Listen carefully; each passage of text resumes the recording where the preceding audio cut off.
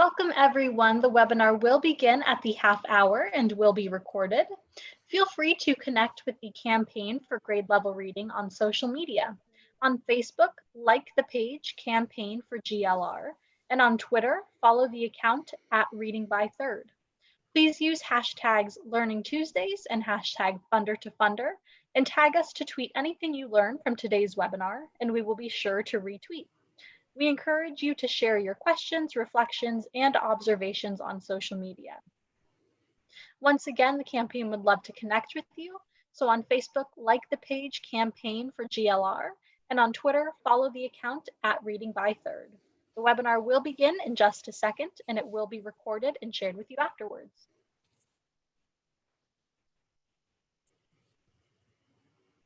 Okay, once again, welcome to today's webinar. My name is Sierra Sanchez, and I will be behind the scenes helping to produce this webinar.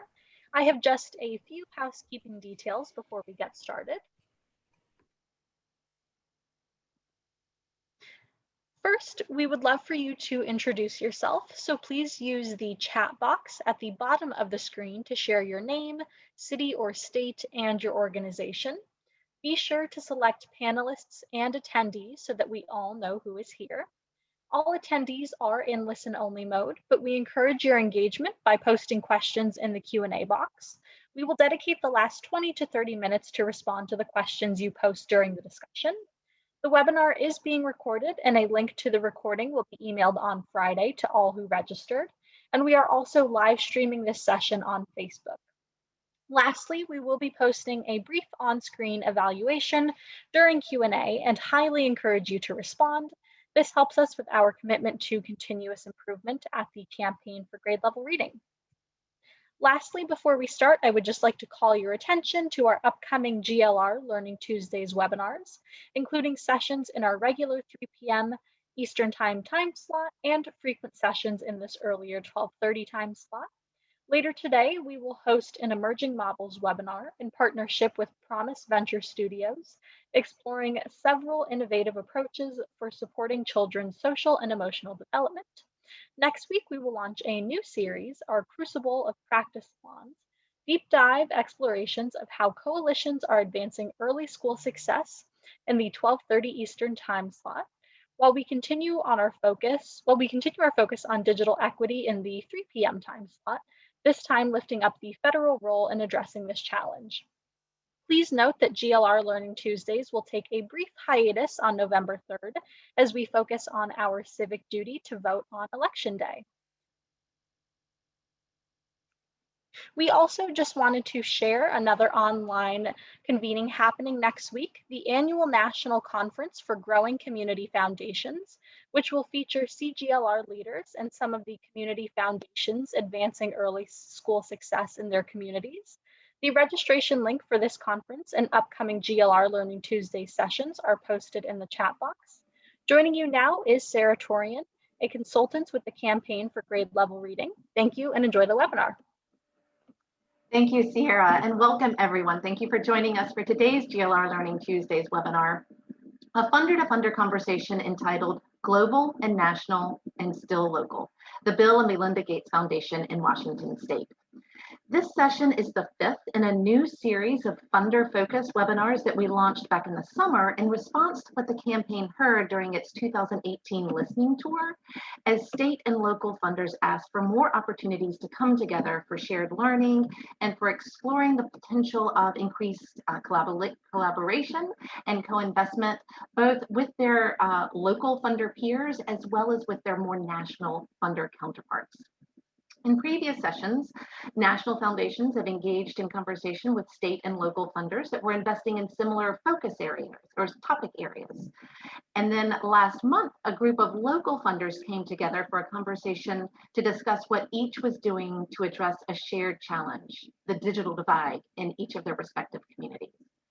So today's session is going to be a little bit of a hybrid of those two different types of funder-to-funder conversations, in that we will be hearing from a national, actually really a global foundation, describe its work as a hometown funder, working in close collaboration with other local funders to advance equity in education. So we'll get the chance to hear from David Bley as he discusses his 14 years of leading the efforts of the Bill and Melinda Gates Foundation in the Pacific Northwest. And to begin that conversation, I'm incredibly honored and to welcome and introduce our moderator for today's conversation, and that is Katherina Rosqueta.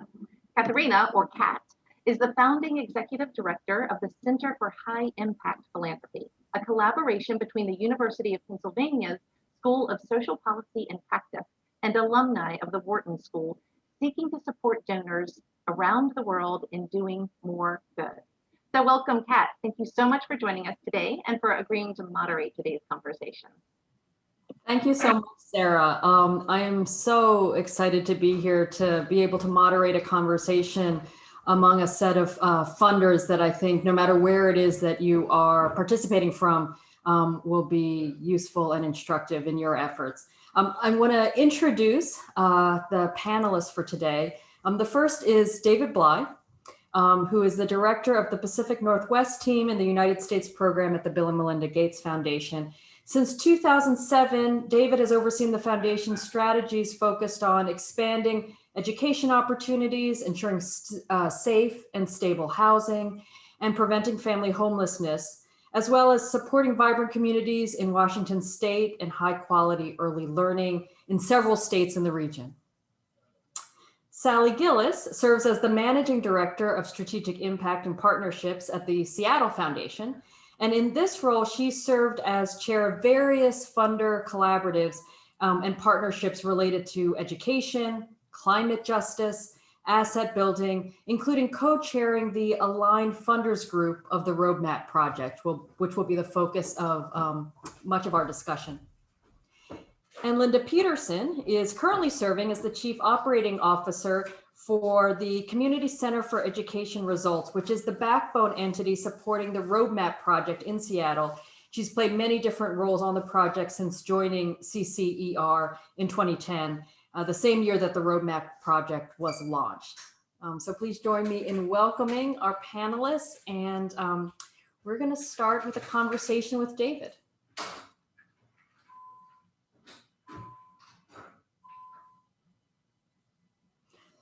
Hey, David. And let's make sure you are off mute so that everybody can hear your reflections and comments. Good morning. Sorry about that. I was lazing in my garden back here and didn't hear you. I think we all want to be in your garden back there, David. So this webinar is coming during a moment of transition for you as you prepare to step down from your role at the Gates Foundation, a role that you've now held for 14 years.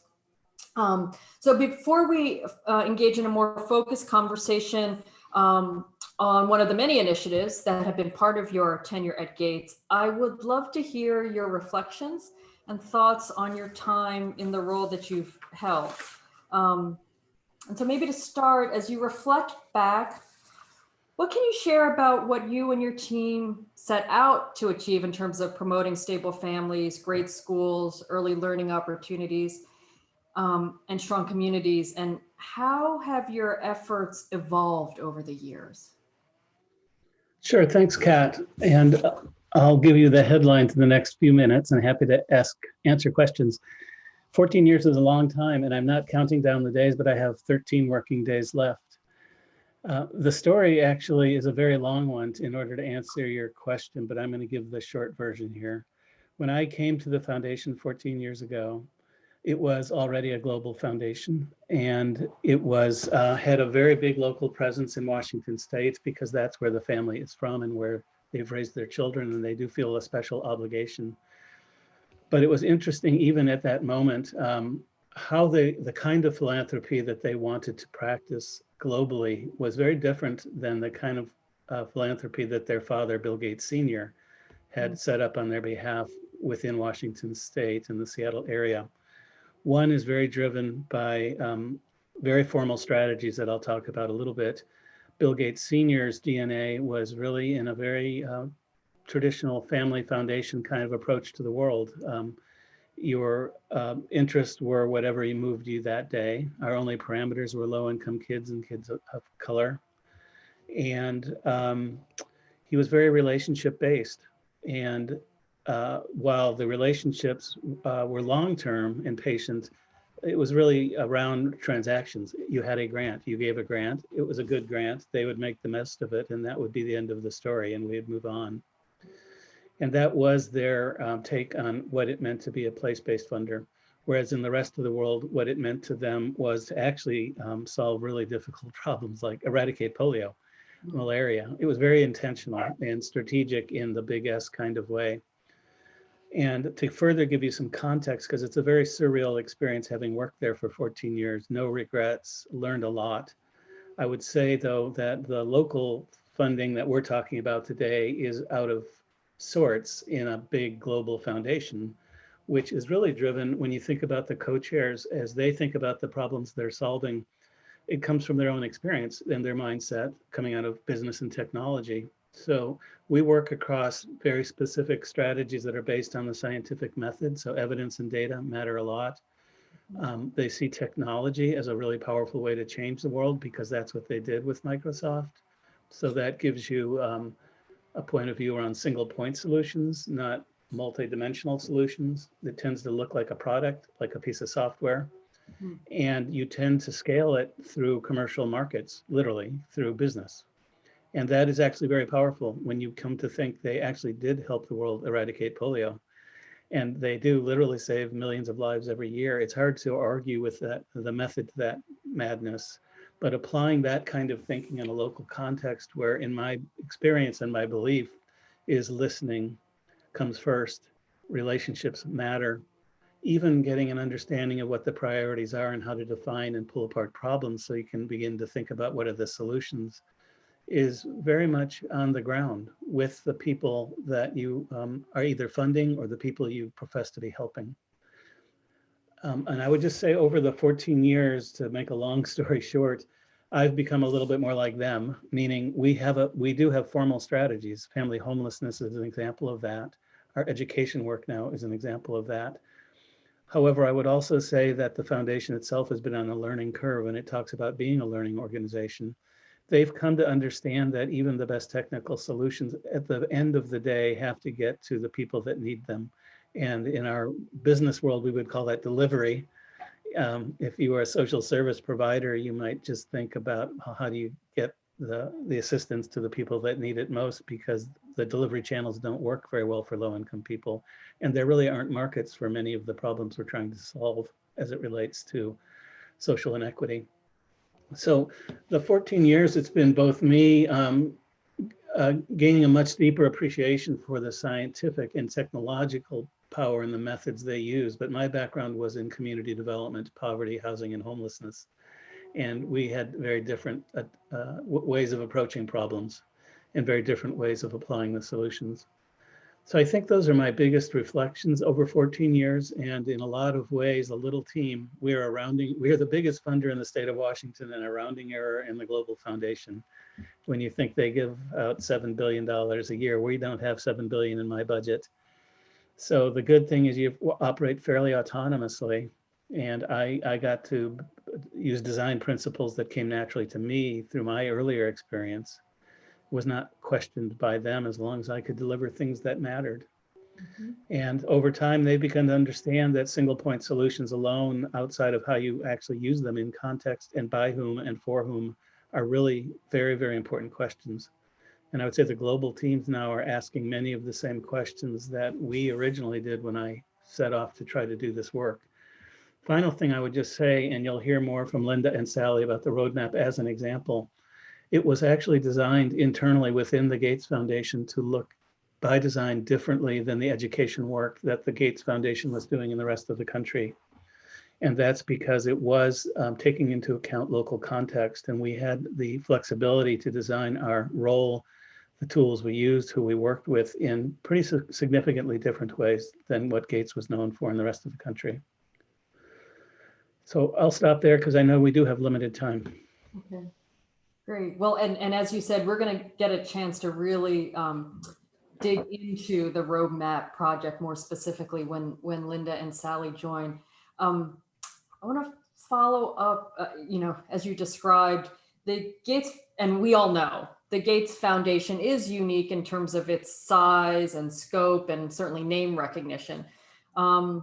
It's not necessarily as unique in terms of being a foundation that balances both a national or international reach with a demonstrated commitment to hometown philanthropy. Yeah. So thinking about that dynamic or that dichotomy maybe, what insights would you share with those who are listening in today and who have sought to respond to local opportunities and needs in partnership with local funders in the area, even if, you know, as the Gates Foundation, there's a part of their work that is more global and international. So maybe dig a little deeper into the local aspect.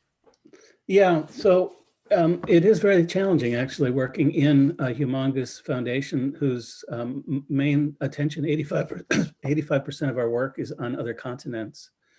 So you can imagine the co-chairs and the CEO and the senior leadership have only so much time to think about their hometown, which doesn't mean it's any less important. It's just they tend to delegate a lot to people like me and to my team.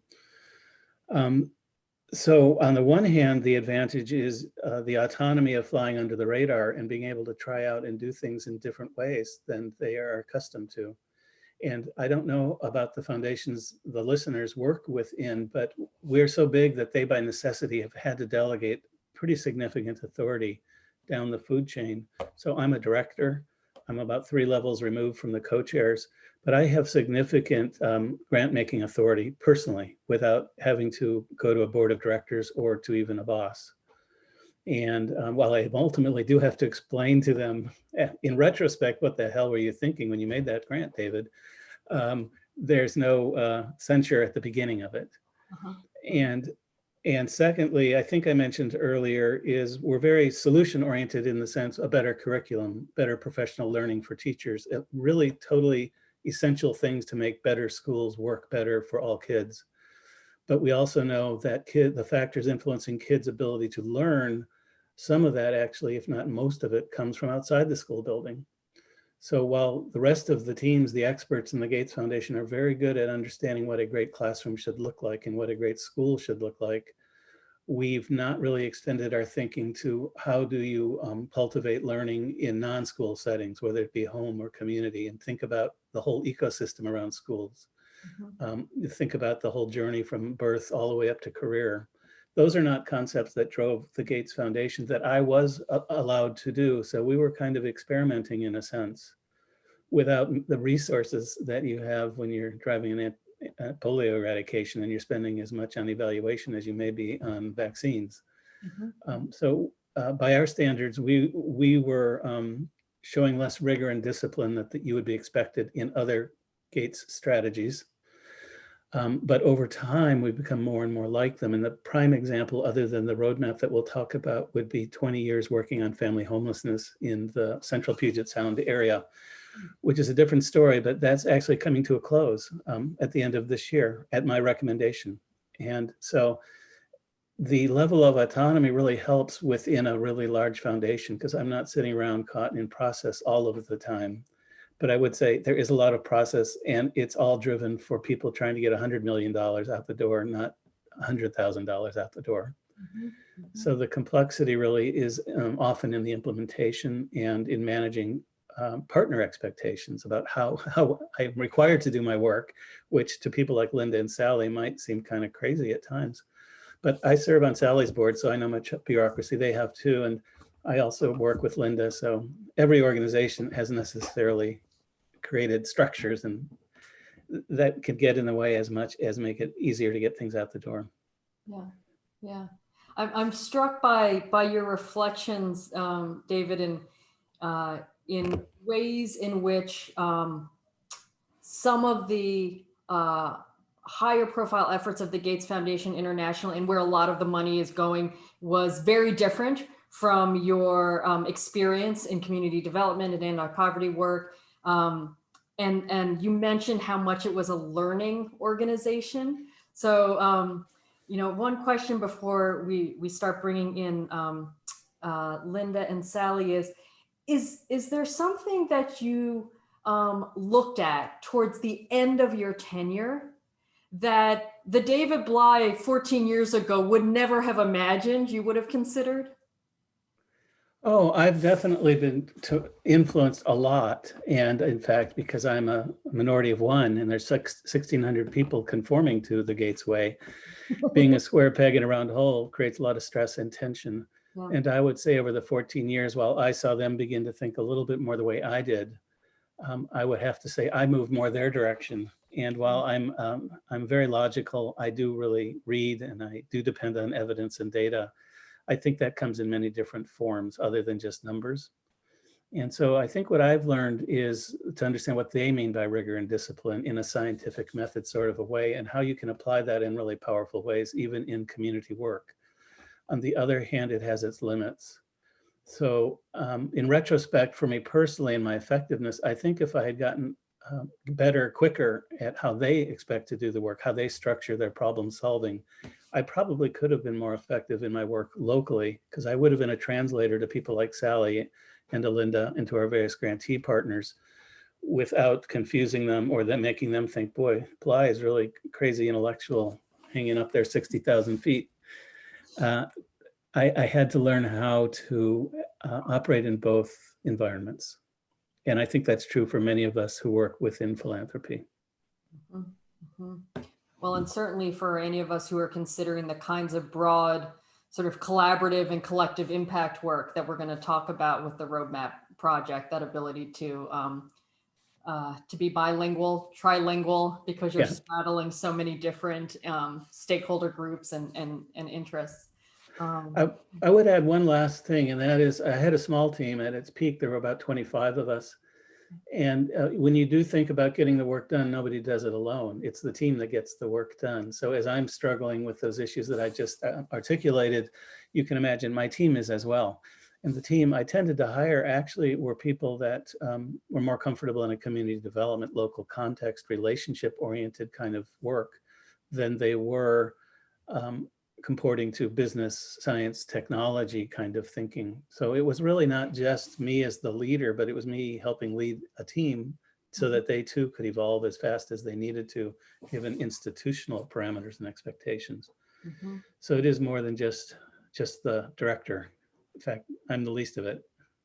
Well, isn't that true of anything we accomplish? We don't do it alone. Do it alone. Well, thank you for reflecting on your time. It's been a tremendous body of work and learning as you shared with us. Let's bring on some of your partners in that.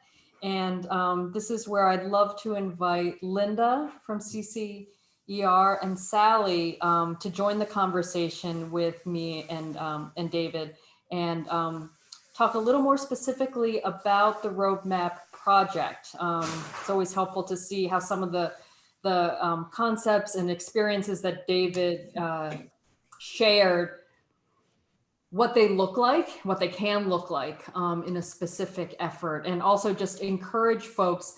I know that Sarah and I are going to be monitoring both the chat and the Q&A.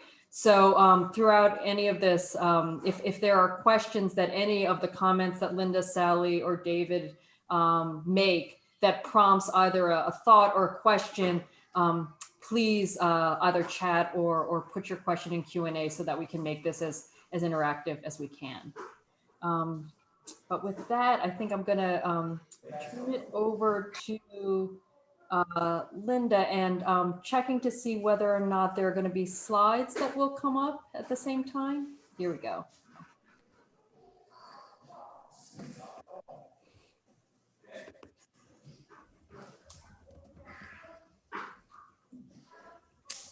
Okay, shall I take it away, Kat? Take it away, Lynda, it's all yours. Thank you, and thank you, David, for your reflections. What a gift to get a little peek into your reflections as you're nearing your transition from the foundation. You don't always, working even together for a long time, you don't get that space and time. So that's really great. I'm going to share a little bit about the Roadmap Project, just a little bit. It's a really expansive regional initiative. I'm going to focus, mostly on the basics of it, and then where the funder piece of it comes into play. I work for Community Center for Education Results. We're the organization, the 501c3 organization that's the backbone. We provide a lot of staffing and support for the regional initiative and the regional project called the Roadmap Project. So next slide, please. Just to give you a sense of where we're focused in the Roadmap Project region, as we call it, which is South Seattle and South King County. So you can see here on the map, King County is really large. We're focused on a portion of the region and intentionally focused in South Seattle. This is a part of the county and a part of the state that has high concentrations of low-income families, is some of the most racially and linguistically diverse parts of our county and our state, and high populations of immigrant refugees. And when it was first really identified as the area of focus, had lower rates of post-secondary enrollment, persistence, and completion than other parts of King County and the rest of the state. So next slide, please. We'll show you a little more about the demographics of the students that we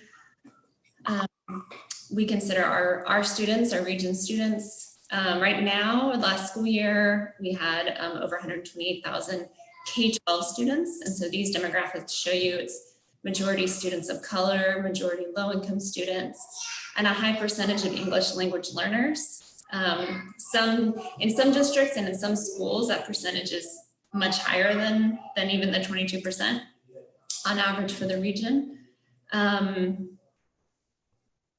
Next slide, please. And we have been anchored by a goal from the beginning of this project, and David and even Sally and a lot of others we're all help architects of this regional goal. I think a theme that David started and that I will say is that this work is continuously evolving as we're all learning and really making important shifts. But we are focused on increasing equitable policies and practices in our education systems to improve outcomes from children and youth from cradle through college and career. So we're really focused on from early learning through post-secondary. We're doing this work so that by 2030, we'll eliminate the opportunity and achievement gaps impacting children of color and low-income children in South King County and South Seattle, our area of focus. And that 70% of young people in our region will earn a college degree or career credential, some form of post-secondary education after high school.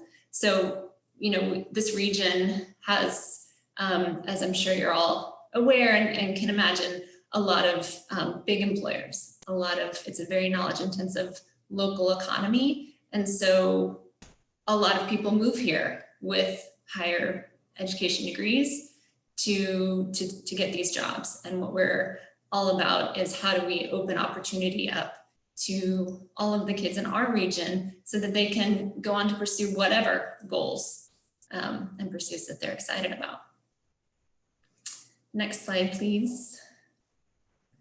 So I mentioned earlier this equitable systems, equitable policies and practices. We know that system level change is the first focus and what is required in order to improve student level outcomes.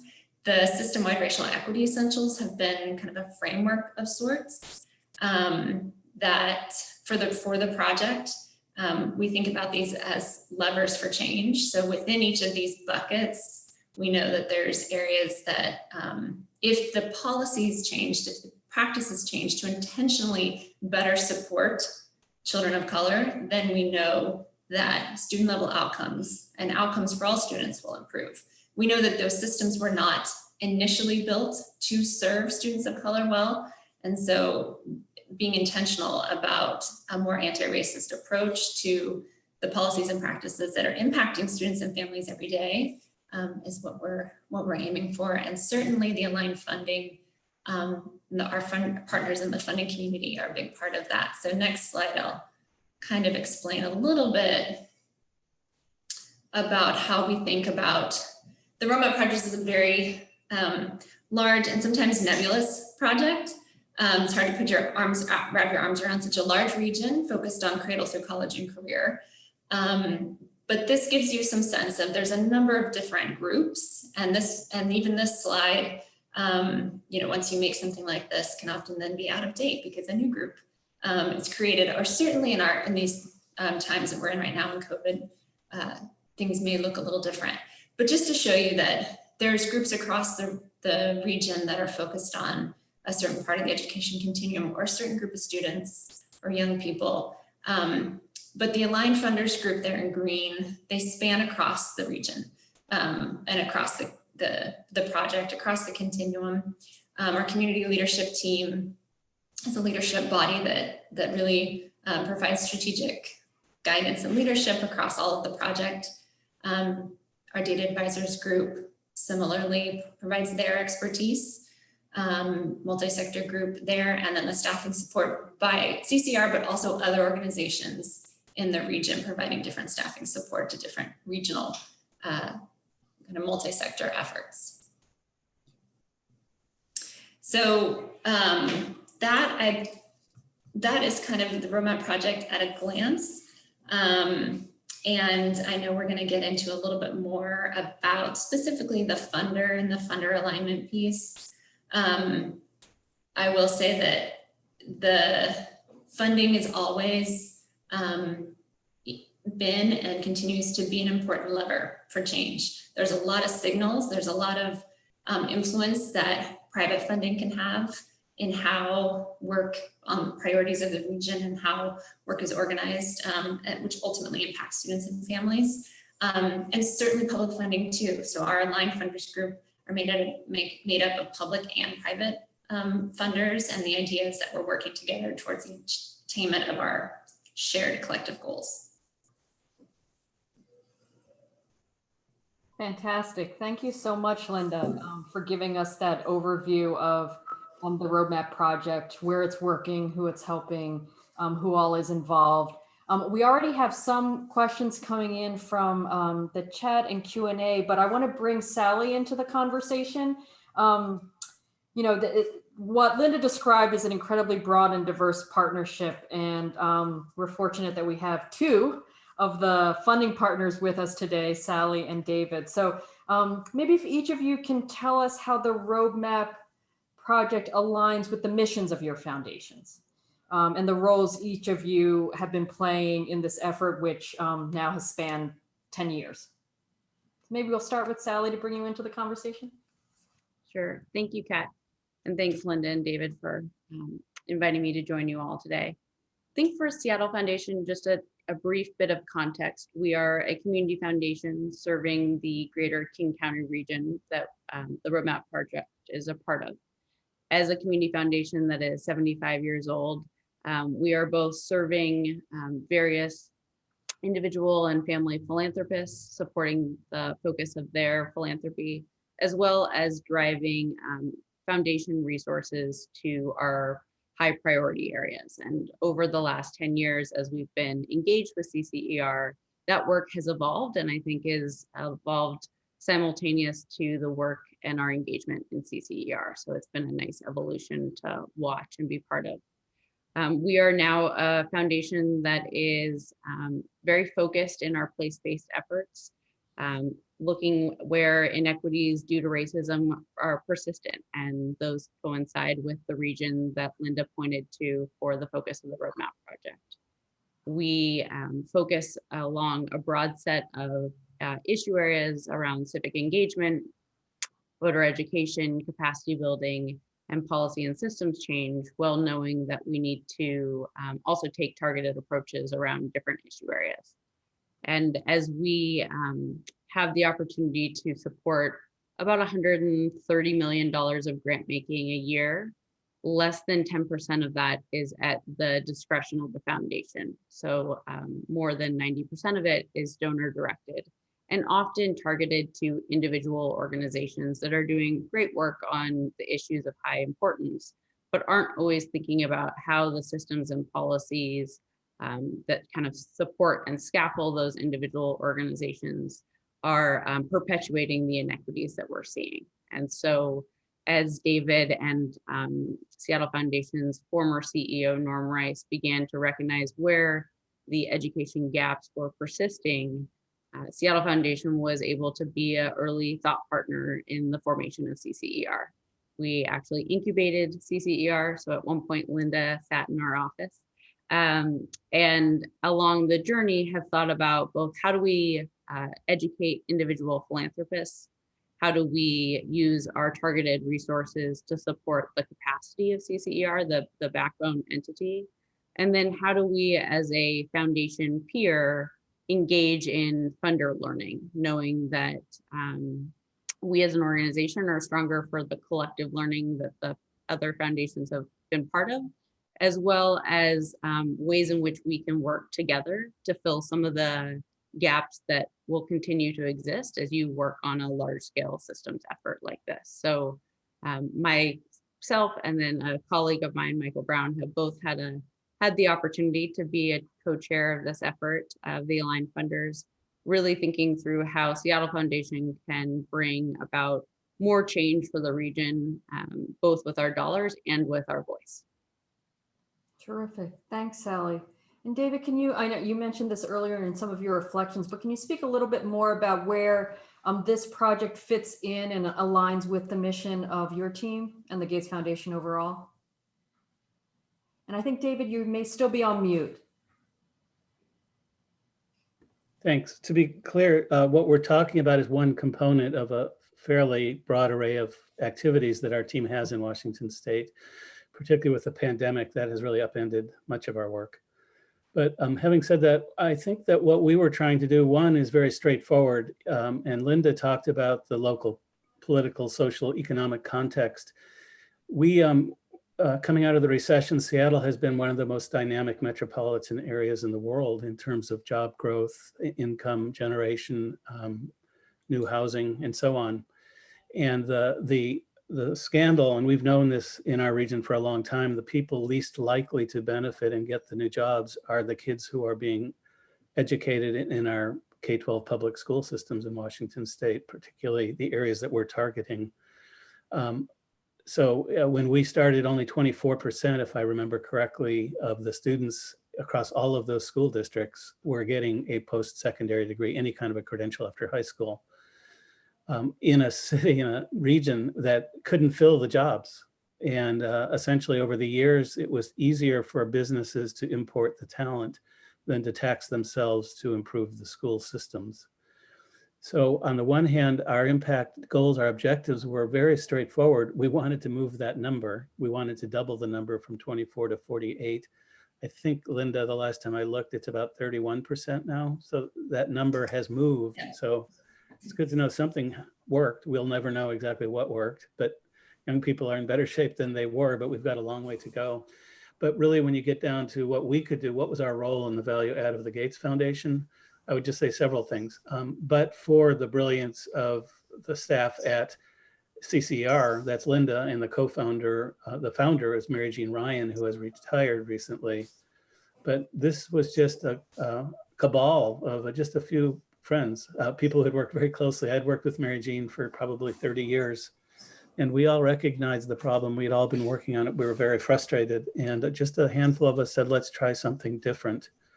And so the role, the objective was to catalyze it with some venture capital and to make a long-term commitment. We didn't have a legal one, but Mary Jean knew as long as I was there that we would continue this for at least 10 years because it's that kind of time horizon you need to think about, which is unusual in philanthropy. We were also interested in not getting in the way. So the governance structures that Lynda outlined, all those circles coming together and sort of a mess of a governance representation system, that's 10 years of learning about how to organize and herd cats. And if we have time, in retrospect, I would say that's where I would have done a lot of things really differently much earlier in this journey, particularly around the failure to address racial equity and the authentic participation of communities of color and their organizations and leaders having the capacity to drive this change. We always invited them, but not to insult anybody, but it was, in my mind, more tokenism than anything else because we had not sufficiently invested in them and their organizations in order for them to be in the driver's seat. Lynda and company are correcting for that right now, but this part of the region is very under-resourced, and the nonprofit ecosystem is very weak. It's a reflection of a lot of the gentrification you see in most major cities, where the poverty is moving into the older suburbs. And that's essentially what's happened here. And we were, to our credit, we all recognized that really early. So we did try to get ahead of it, but I wouldn't say we got ahead of it. We tried. I'll stop there. Great. Lynda, Sally and David represent just two of the funders that are part of this broad and diverse collective effort. Can you talk a little bit more about the ways other funders have been involved, the aligned funders group, also any sort of ways in which funders have made specific or discrete investments in this work, just so we can get a sense of the breadth of the ways that funders contributed? Sure. And there are lots of different examples. I will say from the beginning, and Sally was a longtime co-chair of the Aligned Funders Group, and others have served in that role, and we've had many funders really supporting the Roadmap project. And when I say that, not supporting CCER's operations, although some do, we've had the benefit of great commitment of our funding partners. But I mean, the work within the region, and that happening in all the different sectors in which it happens: districts, community-based organizations, higher ed, local government, local housing authorities. It takes all of that. So in the Aligned Funders Group, we have aimed to provide, along with a lot of our regional partners, information to funders so that they could understand how they could plug into different initiatives where they could see their funding, their priorities fitting in within this larger regional landscape. Obviously, early learning through post-secondary is a really large space there. So funders that are focused in one part of the education continuum can find their focus there. Or oftentimes we can kind of help direct where there might be gaps. Some examples over the years have been, I believe the local public, private funders have supported more public funding coming into the region. So many years ago now, it was support from the Gates Foundation and other funders that supported a regional Race to the Top application that secured $40 million from the federal government to support this work across the continuum. We've had some aligned work in local advocacy efforts that have supported an influx of public funding. In some ways, you know, that ability to identify where there are gaps, be it in technical assistance, an application effort, or evaluation, public-private philanthropy can help plug that hole. The other example I'll give is we have a number of local companies that are working together to support some improved education opportunities for kids in our region. And one way that they do that is through supporting worksite tours. So to David's point, for opening up opportunities for the students, young people that are growing up here in our region, they fund the staff and all of the ways in which all of the costs of running worksite tours, so that students from our region can go look at a Microsoft office, can go look at a Boeing, production plant, and can go to downtown Seattle and go up to the high rises. We really work with those companies as part of the work that we do around that work to make sure that the opportunity and the experience, especially for the students of color in our region, is really welcoming.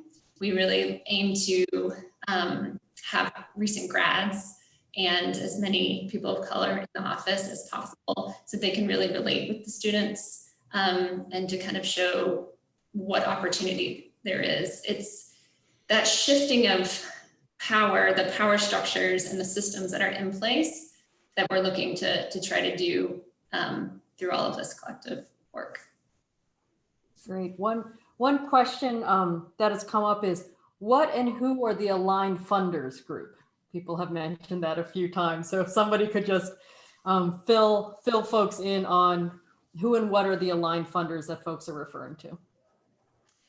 I'll take it really quickly, but I think there's a link that'll get shared too, just on the Roadmap Project website. So you can take a look at some of the information there, but it is a group that is open to any public or private funder in South Seattle or South King County. So it's a very open space. CCR convenes it, but we get a lot of help from a lot of our other partners in the region in providing information and content to the group. They meet every other month. It's not a really, what would you say, Sally? It's open and an opportunity to share. And a lot of good things have come of it. And we're also currently thinking about how this group could do more and do better in the region. Yeah, I would add, coming out of the collective impact model and the theme of continuous communication, the aligned funders was a mechanism for us as foundation partners to stay in consistent dialogue with each other, as well as with the backbone organization, and not create a situation where the backbone needed to have 25 different phone calls with each foundation or each of the foundation partners, but also put some of the responsibility back on us as foundations to coordinate among ourselves. And so 7 years ago now, we created the Rapid Response Fund, which was a mechanism for us to think through what are near-term investments that we as a group of funders could pool resources for, that would be one-time catalytic investments that would hopefully tie to some of those systems change elements that Lynda had on a slide previously, but range from parent engagement or grade level reading campaigns, trauma-informed care, and to David's comment of, the organizations in our region are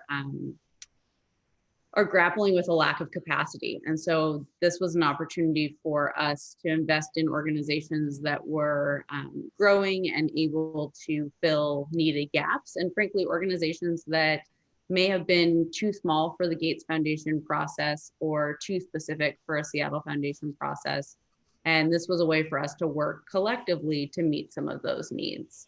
I think another thing that we've also really worked on is, what is the role of using our voice among the aligned funders? And so to Lynda's position, where are there times where signing on to a letter or sharing internal advocacy and that type of work can be valuable, that the aligned funders has been a place for that type of collaboration. Kat, if I could offer a few more observations. Yeah, please. On this topic. Three unrelated things. One, as the first funder in, our big worry was that we didn't want to be viewed as the only funder if this was going to be sustained for 10 years or more. It's going to be more now. They're past 10 years. And in fact, to their credit, they diversified their funding base tremendously, both through the Aligned Funders Group, but also through some other just direct grant support. So that to me was a market test, like, did this idea resonate? Was there enough value that it was actually attracting additional private financial capital? And it did. So that's cool. And it also gives us the freedom then to not attempt to fund the whole thing. We now focus on different aspects of the roadmap and CCR's activities, but not all of it, because every funder has a different special interest. The second thing, I'm not sure we got this referenced, but what resulted from this, we'll never prove it, was substantial new public sector investment into these, into the roadmap region. Both the organizing that CCR did directly for Race to the Top money under the Obama administration, that literally would not have occurred but for their convening and facilitation, to popular support and voter approval of new local funding sources for human services. And again, no one person gets credit for any of this, but if the thought was to create awareness and will and action around these children, I think those are proof points that are worth noting. The third one is there's a darker side to the story, which is for a lot of grantees, we disrupted traditional grant relationships they've had with many of the funders who decided to do aligned or pooled funding. And CCR oftentimes was seen as the broker now, that they lost their direct connection sometimes, was their perception of what was going on here. And those were most often smaller organizations in communities of color that are working with and representing the kids and the families on the front line. I don't think that's actually been resolved still to this very day, but it is definitely something one needs to think about. Maybe in the theme of sort of learning and reflecting to build off of David's comments, observations around positive results from the collaboration, things like new public sector engagement, right, as reflected in voter approval and funding. Certainly there were lessons learned around how better to communicate and collaborate with a shared goal. And then David just pointed out, and some unintended negative consequences, right? Breaking what might have been critical direct relationships, particularly for some of the smaller funders. So other observations from any of you around things that you can point to as a win, success, and things that were some of the unintended negative consequences that, particularly since we've got funders from around the country, that you would let them know of as a potential pitfall to consider.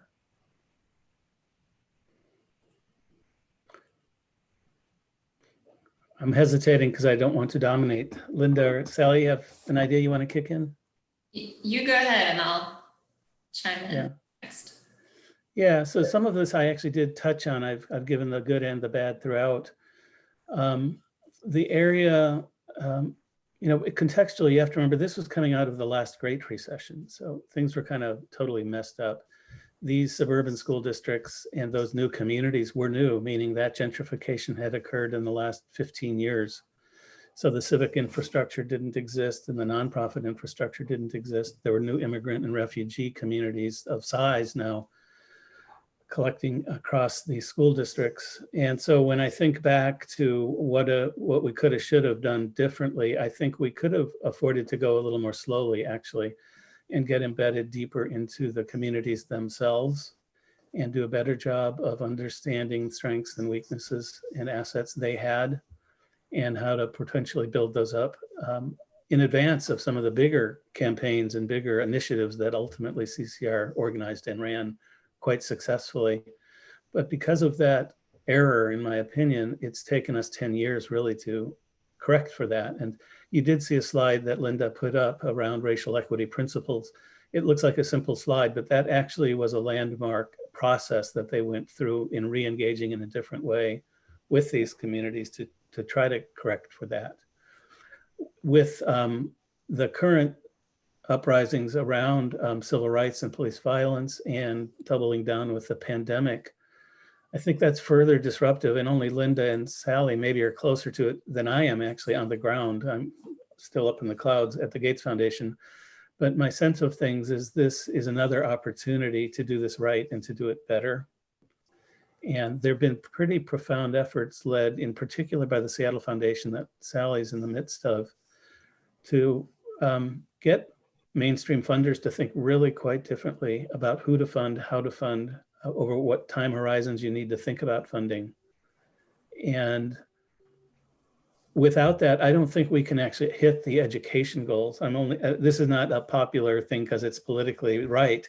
It's really clear we cannot change those school districts without people power, parent power, community power, because they're very change resistant despite some very progressive leadership in what's called the Educational Services District that serves all of those districts. Strong anti-racist efforts on their part, really strong efforts at addressing equity gaps in education. The same is true for almost every one of those districts. But the institutional resistance, not from individuals, but from the system itself and the organizations and the way they're organized, it's very hard to break through that in the conventional ways that, say, Gates Foundation would have attempted 10 years ago. So it's a time for reflection for my team. we've actually completely restructured what we're about to do. I know CCR is now under new leadership, and they're about to go into a planning process themselves. And the Seattle Foundation is kind of coming through one now and just trying to figure out what the implications are for how to implement a new way of doing philanthropy. But all of them are very much attuned to local context, empowerment, self-determination. A lot of people say we're giving away power. I think it's unlikely that people with great wealth give away a lot of power, but they do give away a lot of money. And how that money is used, I think, can serve the cause in a more effective way. Yeah, I was going to a similar place as David, and we've been stewarding the COVID-19 Response Fund, which is an effort of 60 foundations, thousands of individuals, and I don't know what I would say, a couple hundred community partners to put out and utilize about $30 million of resources that have been raised in light of COVID. And with the recent racial justice uprisings, also thinking about how do we target those resources to Black, Indigenous, and people of color organizations, and what is the kind of new required state of how we want to do collective grant making here in the region. And I think the Roadmap Project continues to be an example of both what were the best of intents 10 years ago and how those can have lasting impacts, as well as what it takes to really reset expectations. And as we looked to deploy the first $10 million of resources in about 7 working days, one of my first calls was to Lynda and her team, knowing that they have the relationships on the ground with various cradle-to-career organizations, and being able to have a dialogue about, you know, who from the Congolese community would be best served, who, you know, no one's in their offices, so who has so-and-so's cell phone number that is in this one part of a pocket of White Center. And those types of relationships and the network didn't exist to be utilized in the same way without the Roadmap Project. And I think that's both a testament to their team, but also now to the community leadership team that is kind of providing some of that deep entrenched leadership that is setting kind of the new normal for CCER. Lynda? Sure, I'll just add some of building off of what David and Sally were saying. As I'm reflecting on, I think one big pivot for the Roadmap Project has been a shift from, and I think we're seeing this across the country, and certainly some of the national networks and some of the colleagues that we connect with across the country, is a shift from a focus on student level outcomes to the shift to system level outcomes have to change in order to improve student level outcomes. And you know, David was touching on that kind of the tension of funders, and certainly all of us working in this work want to improve outcomes, want to be able to see the achievement gaps and the opportunity gaps closing.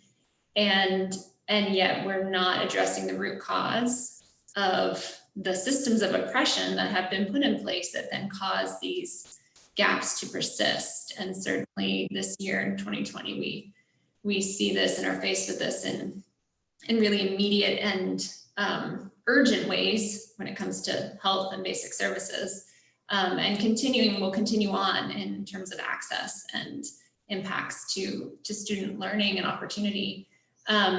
So we are shifting to how do we measure those system processes, and you can see some of that on our website, but we're also shifting to, well, who says what they, you know, who it's sort of, you know, we're saying to the community, this is what we want to achieve. And we've shifted to a lot more connection directly with students and families, and really understanding what are the shifts that students and families really at this point are demanding, and just needing the systems to listen and change. And so we're working to make those shifts. I think for private philanthropy, that shift from funding outcomes to funding processes that are really building authentic relationships is the only way we get to the change, the transformational change we want to see. And I agree with you, David. I often thought this is that when we've such urgency over the last decade, if we had more intentionally built those relationships and deep connections exactly in the communities that we're working to serve and work on behalf of, and really have more people from the region in places of decision-making power, then we would be getting further faster in the long run.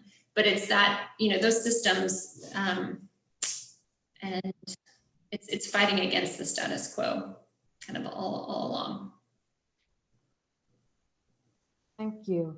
Before we move to a broader Q&A, and thanks to everybody participating, I'm already seeing the list of questions that you are putting in the Q&A. You've covered a lot of these already, but I want to give each of the three of you a chance if there are any last lessons learned or pieces of advice that you would give other funders considering engaging in something like the roadmap project that you've all been involved in locally. Any last thoughts for folks? I think David said this well, like there was an intention and there continues to be an intention of long-term funding and a commitment of the funders around the table to be in it for the long haul.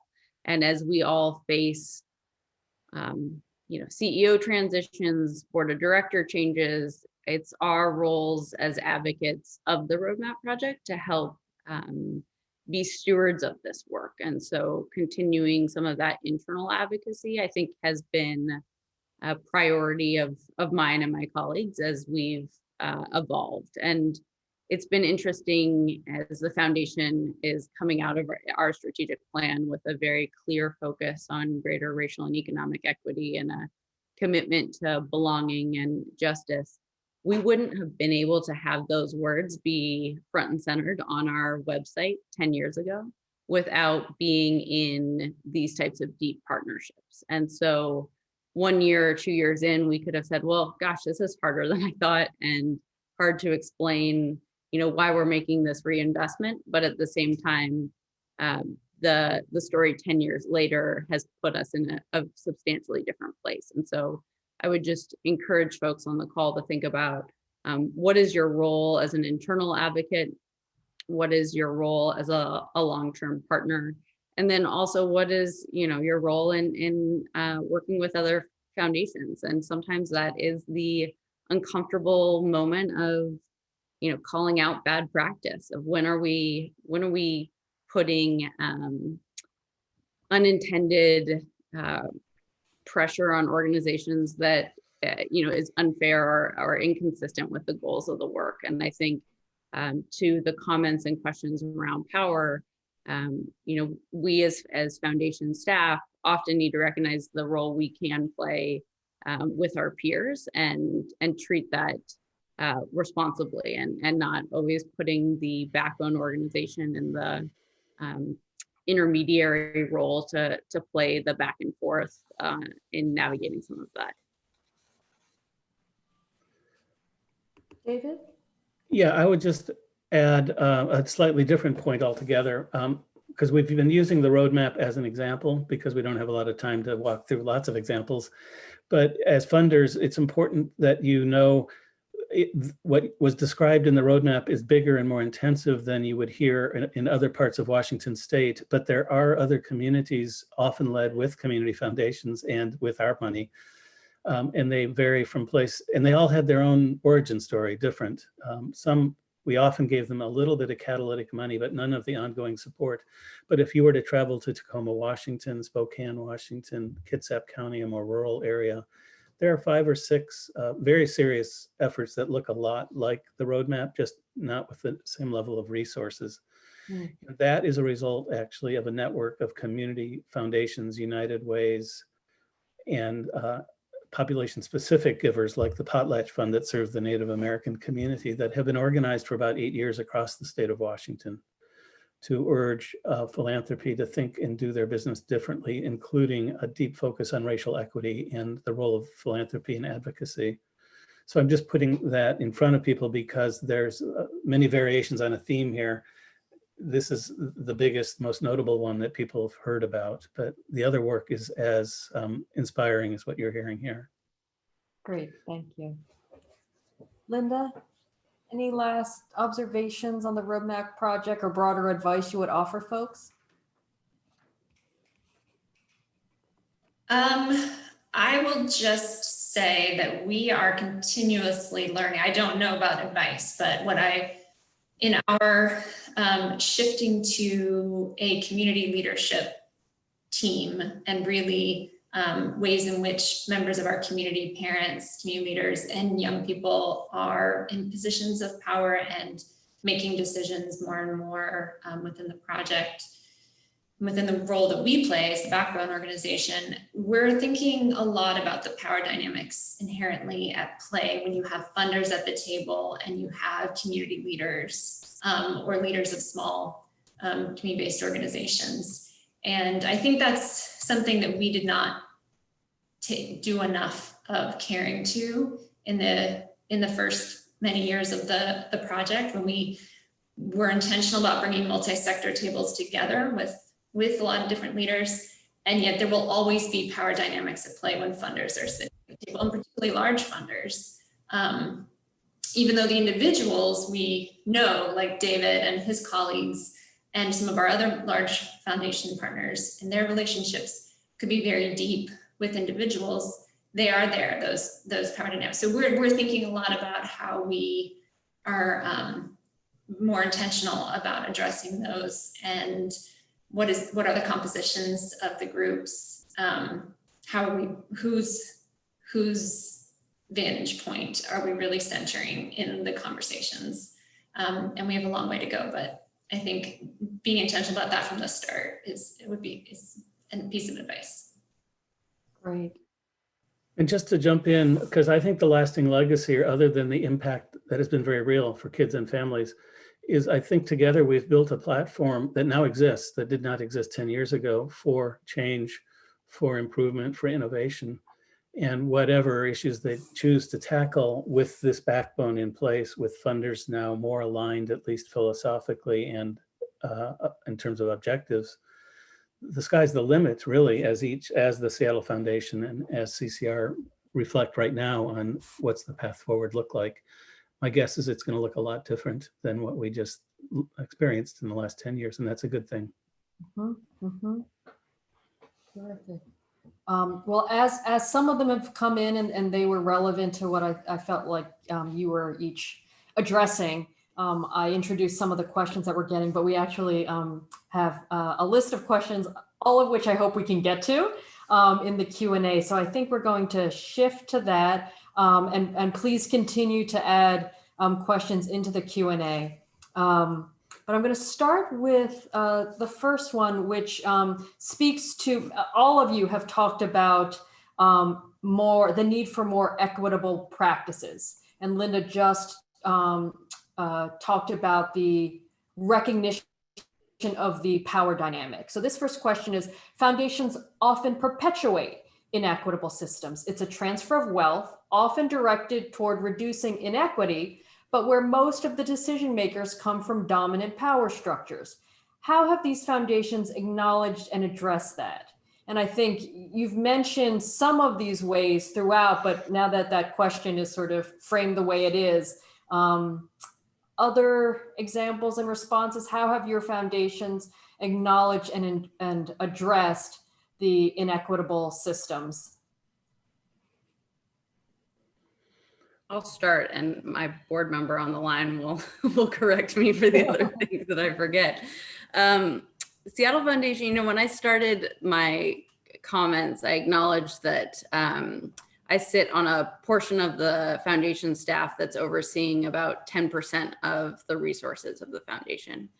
And we can continue to iterate on our racial equity practices, but if we don't start to move the other 90% of resources and the decision makers around that 90%, it will be a failure for us. And so as we evolve as a foundation, this is very much an opportunity to ensure that we are very clear in the pursuit of racial equity outcomes and being very clear with our philanthropists the invitation to join us. And I think historically community foundations have been a little inconsistent and unclear about what that ask and request is. And we have that opportunity in front of us now. And I think COVID and Movement for Black Lives have only put a spotlight on the inequities due to racism in our region. And we're seeing this with the COVID-19 Response Fund, that philanthropists really will put resources to high priority issues when invited in. And so wanting to be very clear that that's an invitation, but it's not resetting the table of how decision-making will be made. And so the practices that the foundation's grant-making team has put in place only need to be reinforced even more. And that for us has been both around grant-making decisions, so having robust grant-making review panels that are led by the communities we're serving. For COVID, that is a group of 22, internally we call them rock stars, but I think our website has language about them being led from the community. And really, they're stewards of the work more so than our team is. And it's included work for us around shifting our board makeup and increasing community representation on our board.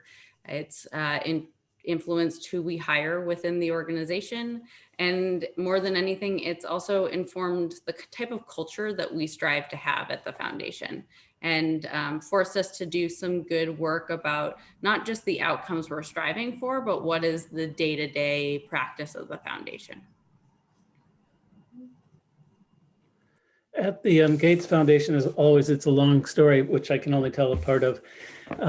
In the larger foundation, issues around race, gender, class predominate due to the nature of the problems that the co-chairs want to solve.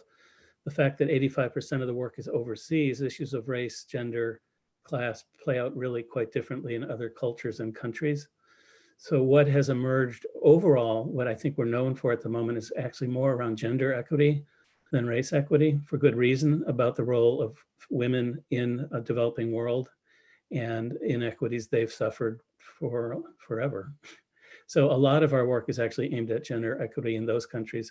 Here in the United States, racial inequity obviously is not news. It's been around for about 400 years. It has always influenced the Gates Foundation in the 14 years I've been here, primarily in the way we choose to focus on which problems in which communities for which kids. So I believe they get great credit for understanding those are the issues of the day. I would also say, though, like every organization, and Sally described this a bit, we're all going through this constant reconciliation with history and this journey about personal understanding and the implications for our work in our workplaces. I don't know if we're further ahead than anybody else. I would just say that our little team has been working on these sets of issues for 5 or 6 years.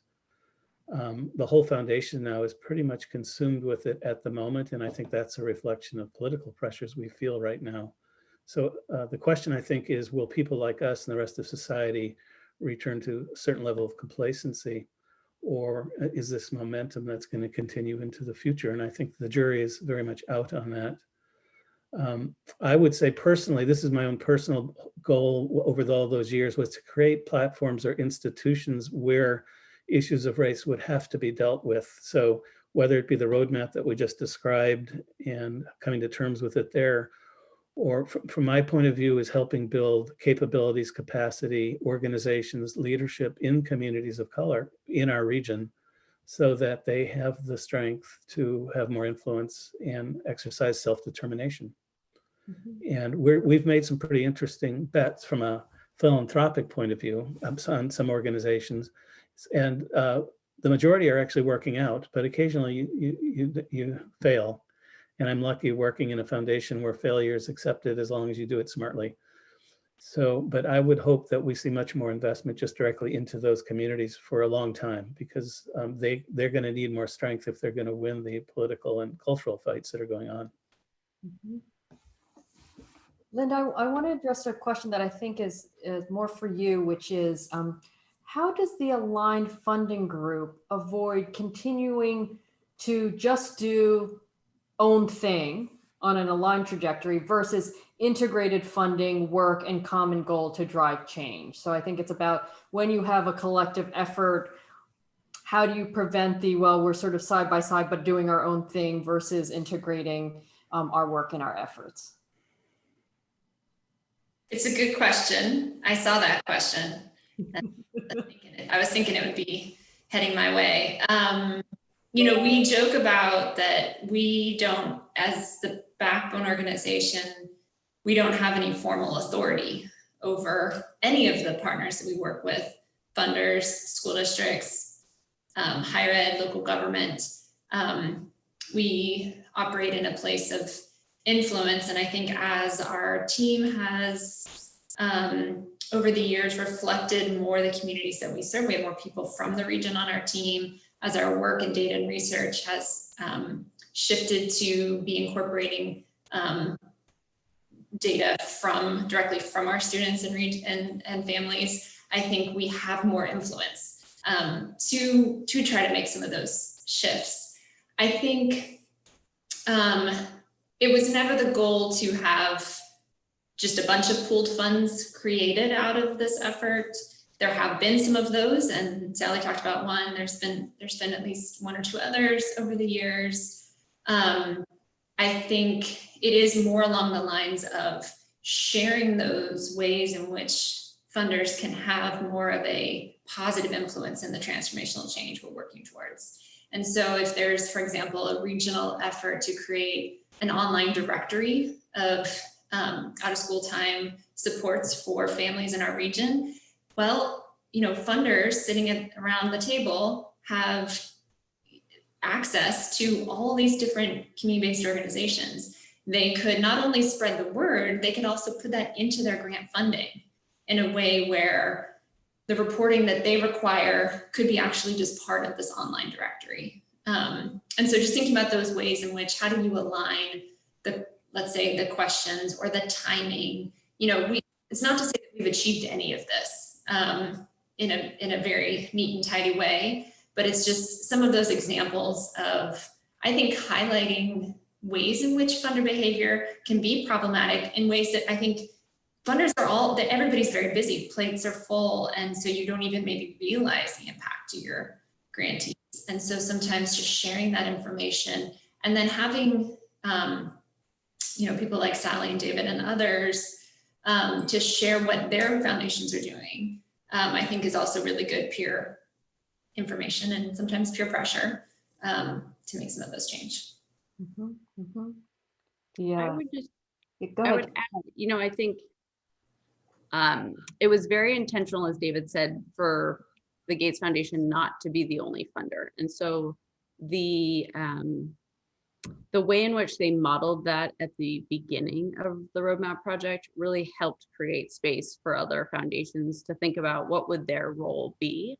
And then as we've approached opportunities for pooled funding, it's been an interesting mix of, you know, do you create an experience where everyone's putting in $25,000, some can put in more, but you try to make sure that it's a low enough entry so that you have more foundations, but then are you losing an opportunity for greater resources to potentially be in this pool? And I think one of the things we have found over time, both through CCER or through the Roadmap Project and other partnerships that Seattle Foundation's engaged in, is the need to get really clear on what evaluation and success will look like, so that you don't have a lot of great intent up front and then 10 foundations saying, well, you're still going to submit my personal evaluation report.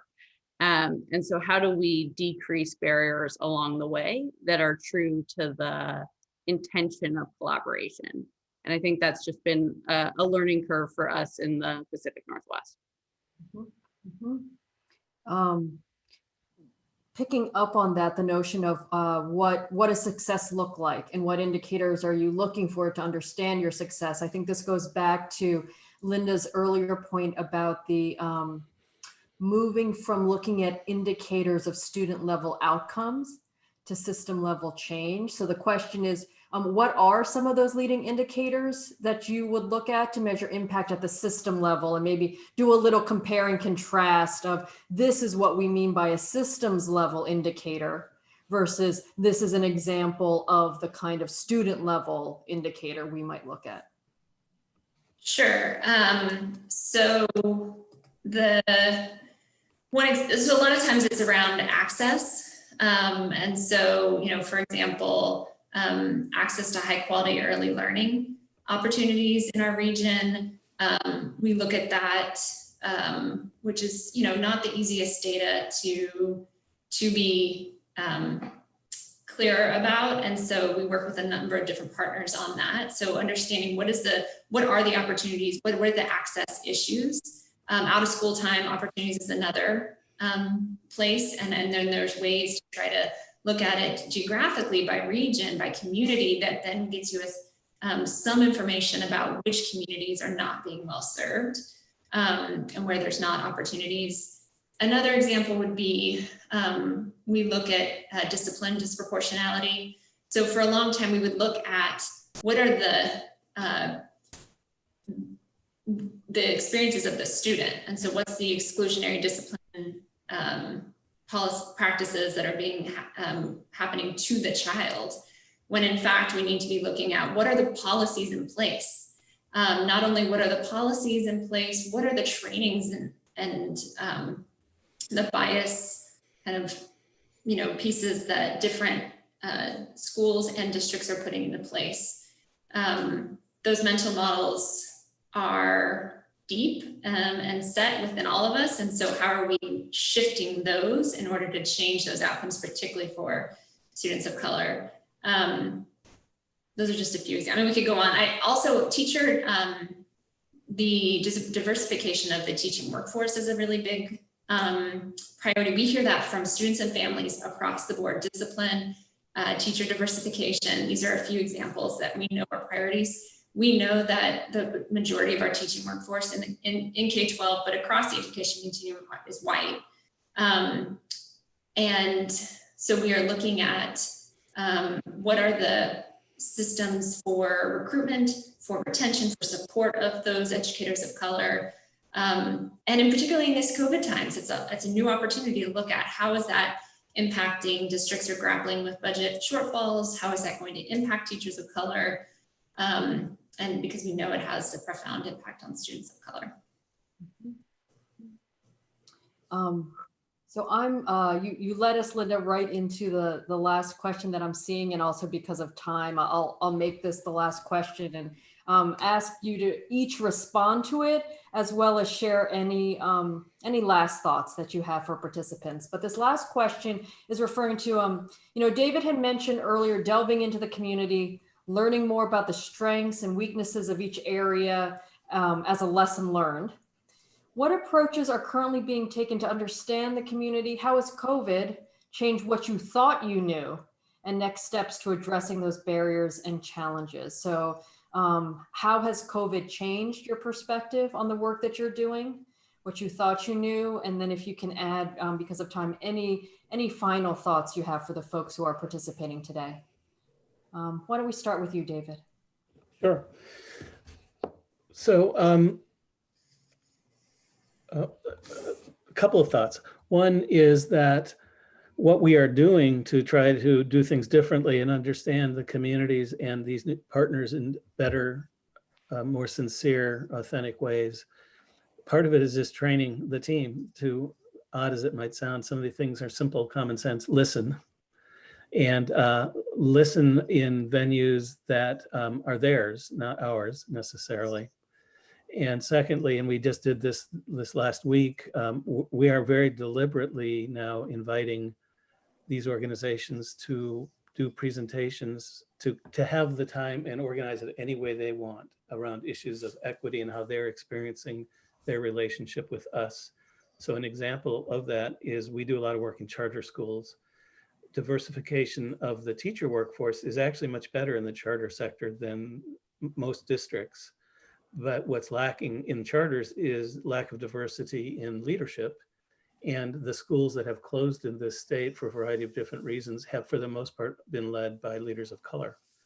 So that was a pretty loud signal, like something's not right here. And we don't know what to do about that. So last week, we actually invited in those leaders of color that have been adversely affected by this, and it's quite the session. I don't know what to do with that yet, but what I told the team is that's okay, because you have to start with listening and understanding and being open to a different way to think about this, and that's going to take a little time. Meanwhile, I'm heading out the door in 10 days, so it's their problem, not mine. But I think it is, philanthropy is good at prescribing things and even thinking that they have representation at the right times in the right places. But I think it's tokenism, as I say, and it's especially so if you're not building up capabilities amongst those partners. COVID, I said, has upended everything because it's really driven home the racial disparities that we knew existed. It is not a surprise, it's a tragedy, and it could have been avoided. But the fact that communities of color are experiencing worse health outcomes than white communities is clear. The data is clearer than ever. For us, it also opens up the opportunity about systems change. Well, one is with distance learning, most schools and districts do not have capacities to teach kids remotely or distance. So we have a chance to introduce what we think and hope are much more effective ways of teaching and learning given circumstances. And secondly, that the living room is now the classroom. So suddenly, despite years and years of discussion about the need for better, different kind of family and student engagement, it's abundantly clear right now that no learning will occur if we don't get better at engaging with the student and their families in really different ways. So those are the silver linings actually in COVID. And I think those will have lasting effects. And the interventions that we're pushing are those that we do think will have lasting effects beyond whenever we turn to normal. And I don't know what that looks like. And I think it's a couple of years away at least. Thanks. I'll stop there. Okay, thank you. Lynda, any final thoughts, and particularly anything related to how COVID is affecting your work? Picking up on what David said, we have always strived to do strong community and family engagement. We have a team that does that work on my part of our team. And what we're seeing is that those schools that really had strong practices of family engagement and those relationships strongly built are seeing better engagement from students right now during the remote learning time. They're more connected to their students and families, and therefore we can hope to assume that more learning is happening. And those schools where that was not the case, those are the schools where we don't know how children are, there's more children that we don't know how they're doing. They're not as connected. So I will just double down on what David said about, families are literally teachers now. And so how do we think differently about how family engagement is prioritized within budgets and within decision-making priorities at the school district level, at the state level, in private philanthropy. I think there's also, potentially a power shift that we could see if we take advantage of this transformational opportunity, that parents are listened to. They are being listened to now more and more districts are doing parent surveys, and it is kind of this opportunity, I think, to continue that focus in on family engagement in really meaningful ways, hopefully. Great, yeah, thanks, Lynda. Sally, any last words from your seat? So I would say the core of Seattle Foundation's grant making funds along a continuum from grassroots grant making, organizing, power building, and I think that has been our main mechanism for supporting community engagement, and will continue to be so moving forward. But as the impacts of COVID are felt by all, we've definitely looked to how can we make more of our grants. Some of them are done in partnership with government as well as other foundations, but where possible, how can we decrease restrictions on dollars and encourage general operating support of those use of funds? Where can we shift written reports to a phone call and evaluation. How can we be more specific about what information we really need from grantees at what time, just knowing that everyone is very stretched. We've also been thinking about what is the role of the foundation in using its voice more publicly about the inequities that we're seeing, and how can we frankly move at a faster rate internally to make sure that we're being responsive externally to the roles in which and the ways in which we need to be an advocate in our community. And I think this has forced a conversation for a lot of us as foundations that have funded individual issue areas. How can we be more intersectional in our approach? And a lot of what we are seeing play out is influenced by the racial wealth gap that persists in our region. And so thinking about what is the role of the foundation around delving into economic opportunity in a deeper way. Great. Well, we are right at time. I'm going to let Sarah bring us home, and thank you all for being such thoughtful participants today. Sarah? I wish we had another hour and a half to continue this conversation. Really important reflections and incredibly important work. So thank you all for taking the time to share with us today. Especially thank you to you, David. I know you are within the last 2 weeks of your time at Gates, so really appreciate you finding the time to join with us today. But also special thanks to Sally Gillis and to Lynda Petersen, and also to Rosqueta for moderating this conversation. And a special thank you to all of you who took the time to join in with us today and learn with these amazing leaders and about the work that they're doing in Seattle. I hope that you will continue to join in. We've got another conversation scheduled for just an hour from now. So 3:00 p.m. Eastern time today, looking at social and emotional development innovations. We're also launching a new series next week, Crucible of Practice Salons. So hope you'll be able to join in for that one in the 12:30 p.m. Eastern time slot, as well as continuing the conversation around digital equity challenges and the federal role for addressing that in the 3 p.m. time slot. And then also, for those of you who joined into this Funder to Funder conversation, hope that you'll save the date. It's not on this slide right here, but on November 17th, we're having our next funder-focused conversation with the Clinton Foundation, looking at their Too Small to Fail initiative. So hope you'll be able to join in for that. And thank you again to our amazing panelists. I really did enjoy listening and learning with each of you today. Thank you so much, everyone. Bye-bye.